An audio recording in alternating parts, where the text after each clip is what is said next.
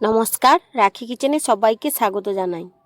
চলে এসেছি আজকে আরও একটি রেসিপি নিয়ে। রেসিপির নাম হলো তেলাপিয়া মাছের আলু ওলকপি দিয়ে ঝোল।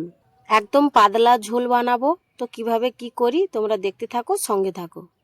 ভিডিও শুরুতেই আমার যত সাবস্ক্রাইবার বন্ধু আছে এবং যত ফলোয়ার্স বন্ধু আছে সবাইকে অনেক অনেক ধন্যবাদ জানাই। বন্ধুরা দেখো, এখানে আমি তেলাপিয়া মাছটাকে কেটে ধুয়ে লবণ হলুদ মাখিয়ে নিয়েছি।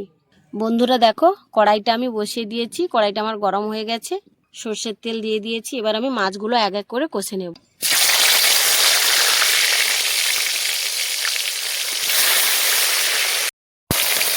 বন্ধুরা দেখো, মাছগুলো আমার কষানো হয়ে গেছে। এবার আমি এক এক করে তুলে নেব। বন্ধুরা দেখো, মাছগুলো আমার কষানো হয়ে গেছে। ওই মাছ কষানো তেলের মধ্যে দিয়ে দেব আলু এবং ওলকপি।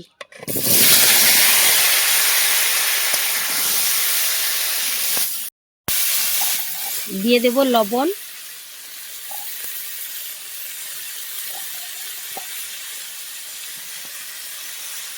হলুদের গুঁড়ো পরিমাণ মতো দিয়ে আবারও ভালো করে নাড়তে থাকবে।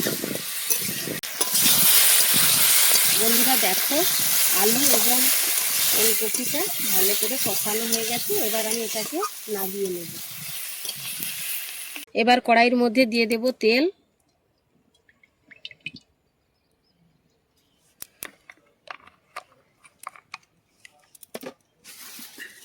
তেলের মধ্যে দিয়ে দেবো একটুখানি চিনি,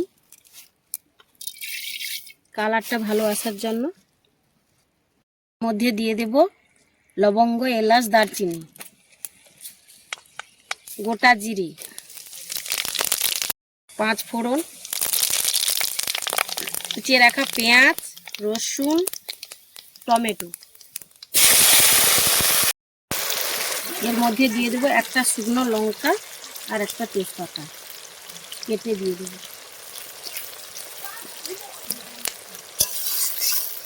পেঁয়াজটা এবং রসুনটা ভালো করে বাদামি কালার করে ভাজা হয়ে গেছে। এবার এর মধ্যে দিয়ে দেব আদা বাটা 2 চা চামচ। আবারও ভালো করে ভাজতে থাকবো।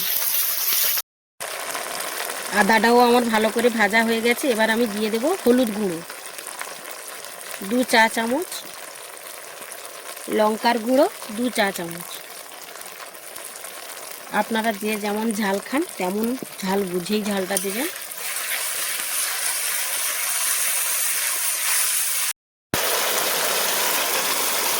মশলাটা আমার ভালো করে কষানো হয়ে গেছে। দেখো বন্ধুরা, উপর থেকে তেল ছেড়ে গেছে।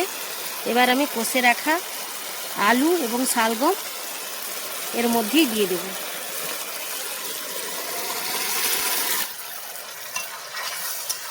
দিয়ে আবারও ভালো করে নাড়তে থাকবো। যেহেতু আলু এবং শালগম কষানোর সময় আমি অল্প লবণ দিয়ে রেখেছিলাম, এখন আর একটুখানি লবণ অ্যাড করব।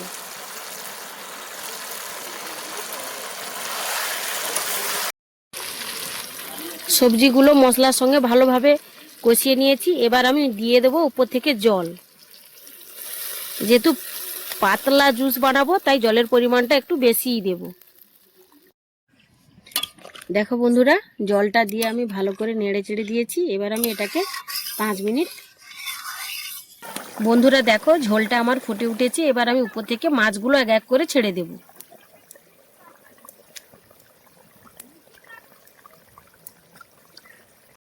বন্ধুরা দেখো, রান্নাটা আমার একদম কমপ্লিট হয়ে গেছে। এবার আমি উপর থেকে ছড়িয়ে দেব ধনেপাতা কুচি।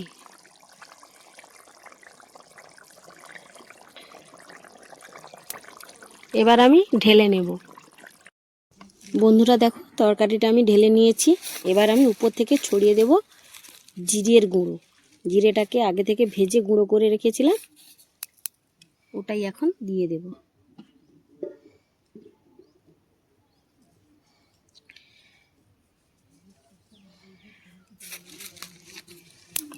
একদম রেডি আমার তেলাপিয়া মাছের ওলকপি আলু দিয়ে পাতলা ঝোল। আপনারাও বাড়িতে এইভাবে বানিয়ে খেয়ে দেখুন, খুব ভালো লাগবে। আমার এই ভিডিওটি যারা ইউটিউব থেকে দেখবেন তারা সাবস্ক্রাইব করে দেবেন আর যারা ফেসবুক থেকে দেখবেন তারা ফলো দিয়ে আমার পাশে থাকবেন।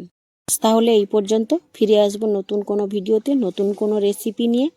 ততক্ষণ পর্যন্ত আপনারা সবাই ভালো থাকবেন, সুস্থ থাকবেন। ধন্যবাদ।